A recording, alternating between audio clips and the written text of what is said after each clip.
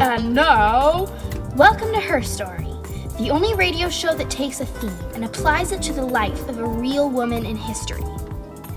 Since the beginning of time, history has been recorded predominantly by men.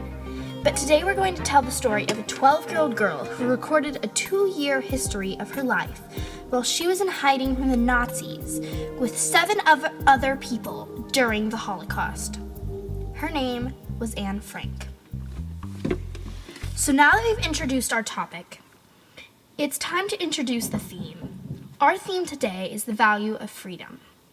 Anne Frank, her family, and the other 4 people in the secret annex, as Anne called their hiding place, for 2 years.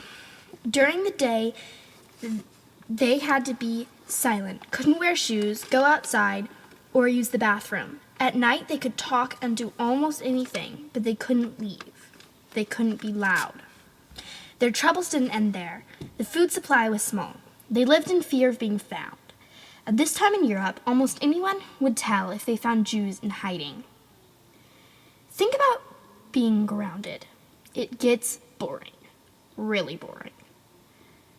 But it gets even more boring during the summer because you don't even have school to look forward to.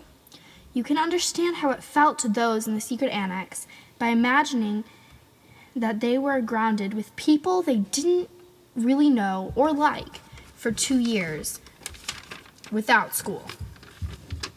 I'm telling you this because, after 2 years, the Nazis found Anne and the others and took them to a concentration camp. Of the 8 people who hid in the secret annex, only 1 survived. Anne's father, Otto Frank. Long story short, he got a hold of her diary, which she had written in every day. He read it and got it published. Otto Frank has said many things about his daughter, but the one thing that we are going to mention is simply that Anne was happy in the concentration camp, or at least at first. She was finally free. Okay, I lied. We'll actually be mentioning 2 things he said. Otto Frank said, and here I quote, "How could I have known how much it meant for her to see a patch of blue sky, to observe the flying seagulls, or how important that chestnut tree was to her, when she had never shown an interest in nature before. But once she felt like a caged bird, how she longed for it." I think that Otto Frank phrased it so perfectly. She was a caged bird. She needed to be free.